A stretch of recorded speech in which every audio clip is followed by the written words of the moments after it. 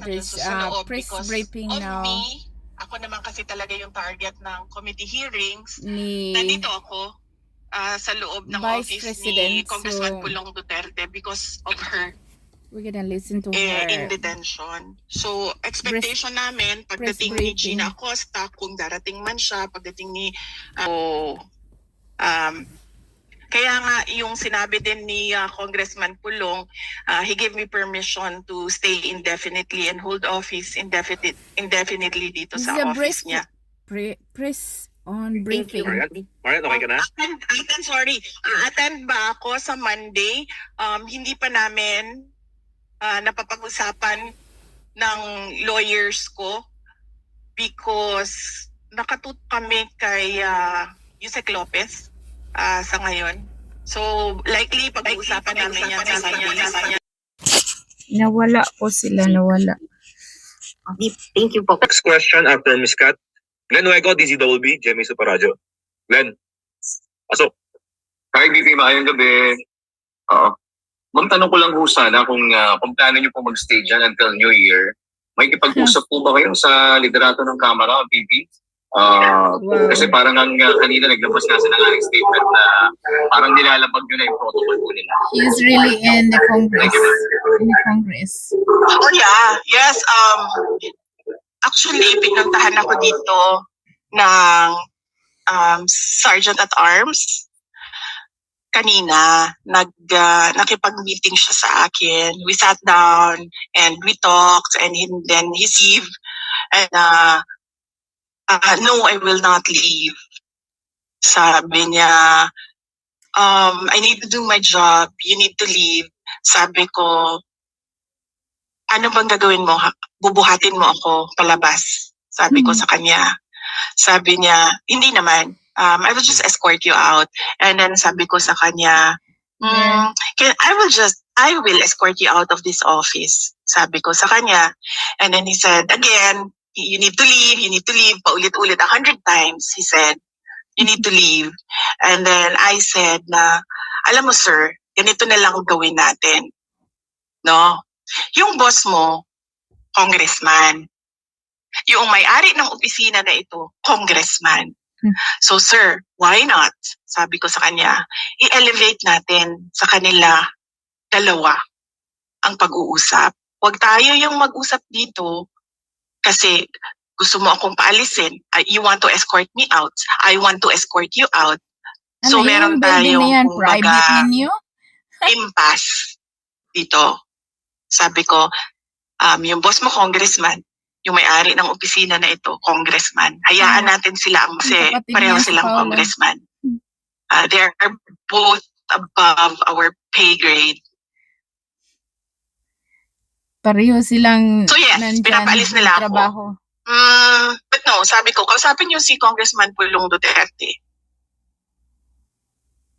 Thank you, ma'am. And then I told them as well, sabi ko, sir, dagdag ko lang, I told him as well, sabi ko, sir, alam mo, kami sa Office of the Vice President, sa opisina namin, meron talaga kaming guide for austerity measures, kung ano yung dapat gawin to save government funds. Isa yon sa pagpatay ng kuryente. Sabi ko, naiintindihan ko yan. Kaya nga kagabi, nung sinabi sa akin na papatayin yung kuryente, sabi ko, go ahead kasi meron naman ako dalang flashlight. Tsaka matutulog na ako. Saan ko ba kailangan ng kuryente kung matutulog na ako? Isasaksak ko ba yung sarili ko para makatulog? Hindi naman. So sabi ko, sir, patayin nyo lang yung kuryente. I applaud the House of Representatives for having austerity measures. Sabi ko, sir, kung kailangan nyo i-cut yung tubig, cut nyo lang yung tubig. Wala namang problema yon. Sabi ko, just allow us the charging station. Kasi hindi naman kami magsasaksak sa inyo eh. Naka-charge na yun eh. But apparently, hindi ata pinayagan sa baba yung charging station. So okay lang yon. Doesn't matter. This is one thing na we have to give to the House of Representatives, i-recognize yung kanilang austerity measures, patay ng kuryente at ng tubig.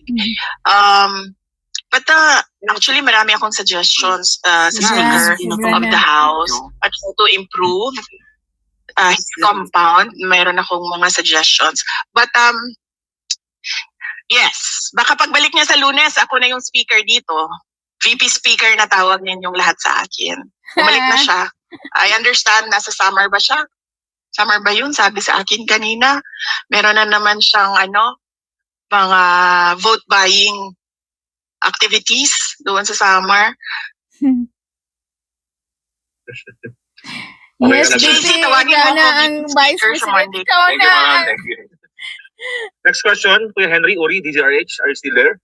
Congress leader, Henry? Congress Speaker, Speaker of the House. Ikaw na rin. Okay, next, Lanes Kapandi, GMA News Online. Nasel?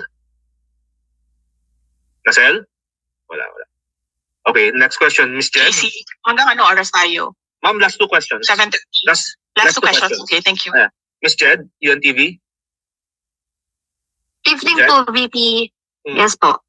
Apo. Mm. VP, tanong ko lang po, what do you think would stop all these seemingly attacks against you po? Ay, hindi na, ma'am, hindi yan titigil hanggang sa 2028 election. Naiintindihan ko na yan ngayon. Noong una, hindi ko actually naintindihan. Pero, noong bumisita ako kay former Senate President Manny Villar, bumisita ako sa kanya. And siya yung nagpaintindi sa akin. Sabi niya, you're number one in the race for presidency 2028. Sabi niya, hindi na yan titigil hanggang sa election day ng 2028. In fact, iyan yung concern ko, ma'am. Kasi I will be viable for the next 4 presidential elections. And my fear is hindi siya titigil for the next 4 presidential elections. Sige po, VP. Okay, last question. So yes, Kuya Henry, yun. Kuya Henry, Hindi nandiyan ka na pa? titigil yan, ma'am. Kuya Henry, okay, wala, naputol. Grabe. So, last question is Grabe. from Haji, Brigada News FM. Haji? Hi, ma'am. May gabi po. Alright. May gabi. Yes. Madam Vice President, you've mentioned about Sorry. the AKAP, the AIX as a form of vote buying. So does it mean po, ma'am, na dapat po, are you saying na dapat itigil na po yung pagsasagawa po nitong tinatawag na BPSF or Bagong Pilipinas Servicio Fair, since you've mentioned na yun nga po nagpunta ng Samar si Speaker for the BPSF, ma'am?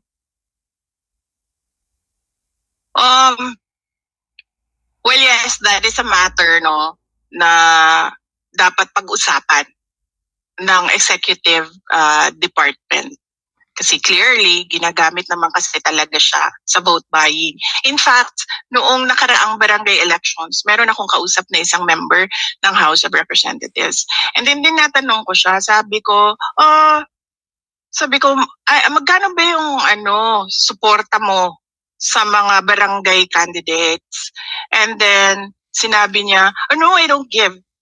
Binibigyan ko lang sila ng allotment ng, wala pang akap on eh. Binibigyan ko sila ng AIX and tupad. So, clearly, sa ganun, meron ng parang some sort of admission from a politician na ginagamit siya for vote buying. In fact, noong nakaraang election din ng barangay election, merong nag-file ng case talaga, di ba, sa Davao Region. Kasi ginamit siya pambayad sa mga botante. Well, kung ako ang presidente, hindi ako papayag ng ganyan. Kasi para saan ba yan? Di ba para sa mga individuals in crisis at para sa mga kapos? Ang dami-dami kayang nakakatanggap na hindi in crisis and hindi kapos. In fact, sabi nga nung DSWD, bago lang, di ba? Nagpalabas sila na Sana nagamit news ng item. bagyo. Sinasabi niya doon, Nasalanta. wag i-politicize ang pamimigay noong kanilang ayuda. GC, I see that certain Dodi and Kat Domingo naka-raise yung kamay nila. Gusto mo ba sila Ma'am, done na ako, i-acknowledge? sorry. Or Dana basahin po si Kat. Kat is done. okay. Okay. Dodi? Okay. Oh, Sige. really? Last question. Yes. Hello, BP. Oo, may Okay, Dodi okay. na oo. Yeah. Okay, so citizen lang ako, average citizen, average voter. So, obviously, hindi naman talaga in aid of legislation yan. Tama kayo, BP. And para sa akin kayo yung kauna ang nabulot ni BPM. Election pa lang, alam natin, by 2028, kung sino yung susunod, and alam natin lahat kung anong gagawin ng mga yellow and left para ma-prevent yan. Pero look at us now. Ngayon, sa bansa natin na nagiging voice of reason, ito mga left. Mga left, something is wrong. Di ba? Ano ko lang, ma'am, is hindi naman seryoso, pero you think may sibling rivalry itong si Senator Amy at BBM?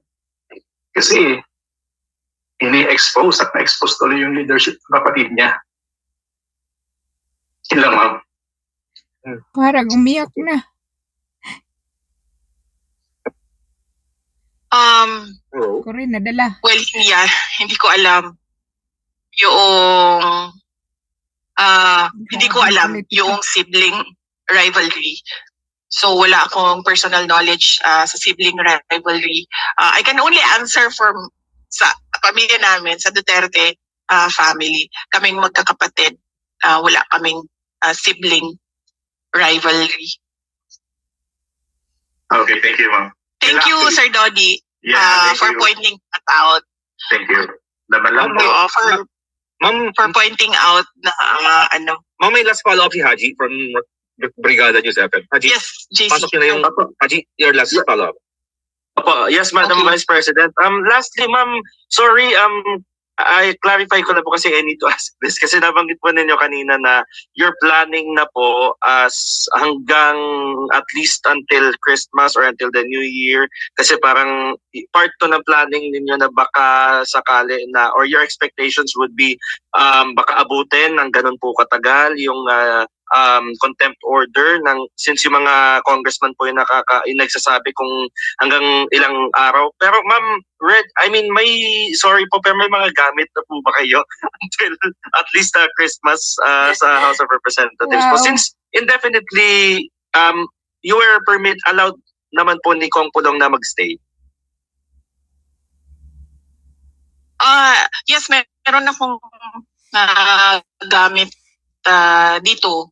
Actually, ang problema kasi dito, hindi ako nakapaghanda ng maayos. Kagabi lang kasi during our meeting, my meeting with Yusek Lopez na bring up na based on the timelines of Ilocos 6, the case Ilocos 6, umabot sila ng Pasko, umabot sila ng New Year. But nagpabili na ako kanina ng tali kasi dito na lang ako maglalaba. And then dito ko na lang din i-dry yung clothes ko. Medyo madami naman akong t-shirt na nadala. So pwede pa siya. Paulit-ulit lang. Kasi uniform naman yung dinala ko eh. So hindi siya halata na paulit-ulit. Kasi uniform siya ng OVP lahat. Opo. And yung day-to-day activities niyo po, ma'am, as Vice President, ay dyan po kayo mag-office, kumbaga.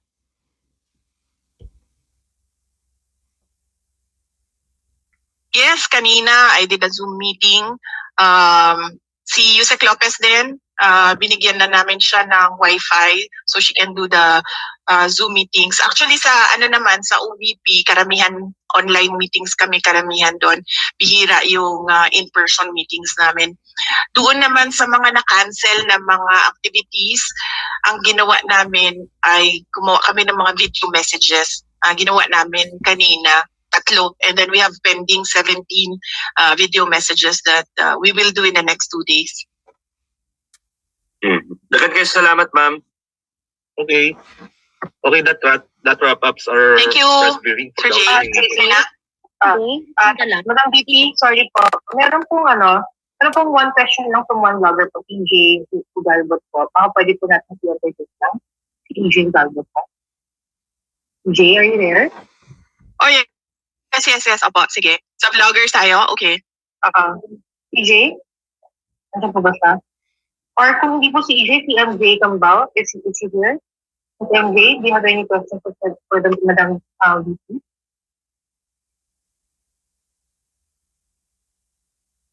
Alright, so mukhang wala po. Pero meron pa pong nag-raise ng hand Okay. Are we going to edit? Ay, sino po? Ayun po si EB Hogalbot po. Yeah, hi, Sir, VP. EB. One, two questions. Opo. Yes. Ay, Inday, may gabi, Inday. Yes, last question, sir. Ay, from Cebu, Liloan. The land Opo, of sir. the Castos. Day, how Mayong gabi. yes, mayong gabi. How is the family, no? Your husband, Mans, and the children, and PRRD dealing with what has been going on for the last 24, almost 36 hours na with you there in the house, and your plan actually to stay there for a while until about after the new year of 2025. Wow. Yes, sir. Opo. So as long as meron kaming na OVP personnel, kung saan man yun sila ma-detain, our preparation is lalapit ako doon sa kanila so that I can visit them every day para hindi ako nagbabiyahe ng matagal on the road. And then I can do a lot of things as well dito sa office. Si PRD, hindi pa kami nagkausap, but knowing PRD, baka nga gusto nun pumunta dito. Kaso isa lang yung sofa dito, kaya hindi pwedeng pumunta si President Duterte. My husband, nag-text siya kanina, nagtanong siya kung ano yung mga kailangan ko, and then I told him na kompleto naman yung mga gamit ko dito, so walang problema. And then sa family na naman kasi namin, sir, kapag merong isang parent na wala sa bahay, we always do a video call every night. So meron kaming ganun every night basta merong isa sa amin na wala sa bahay. So meron kaming communication or meron kaming family discussion every night. Ang hindi ko palang nasabi sa mga bata is kung nasaan ako ngayon. Kasi ang expectation nila ngayon nasa Cagayan de Oro ako. But tonight, during our video call, sasabihin ko sa kanila kung nasaan ako. Wow. Especially so that yung isa sa mga anak ko, ninang niya, si Yusek Zulaika Lopez. And the only ninang. Kasi ano lang yung godparents niya. Isang ninong, isang ninang.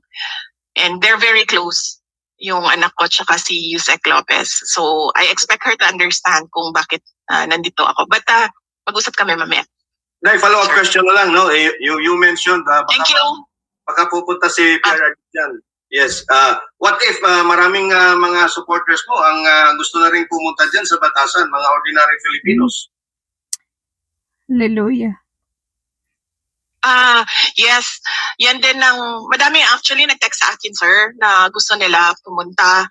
And then sinasabihan ko sila na wag na kayo pumunta. Alam ko lahat ng mga tao ngayon ay kulang ang kita, kulang ang hanap buhay.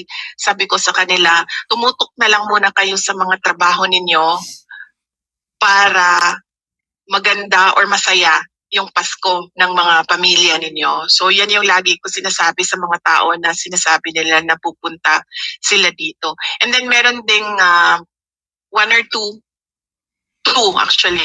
politicians na nagsabi na pwede ba silang bumisita dito. And then I told them na bisita na lang siguro sila sa office hours na ang House of Representatives. So wag that's it. during I'm gonna post this one and mga kababayan weekends kasi wala namang opisina dito.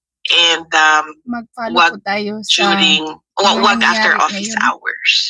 Dahil, Thank you, Nay. VP, palihog Thank po. you! Parang may Sorry, last na ma'am. Ayong gabi! People's power. Magandang Hopefully. yes. Ma'am, Ma'am, sorry. Makakapunta kayo? Mga Sarah? news. Hello? VP Sara, sorry, ito I have to ask a question. Yes, ma'am. Your father po, si former President Sino Duterte, to? po when he attended the Quadcom hearing po before, no? And you were there. TV5. Opo.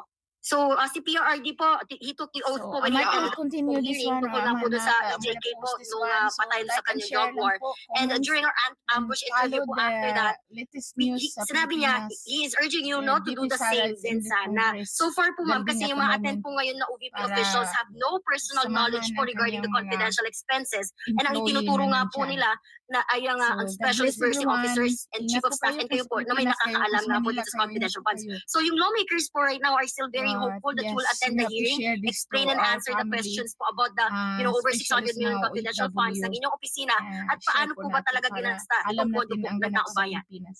Maria, last question, Bye. wrap up here.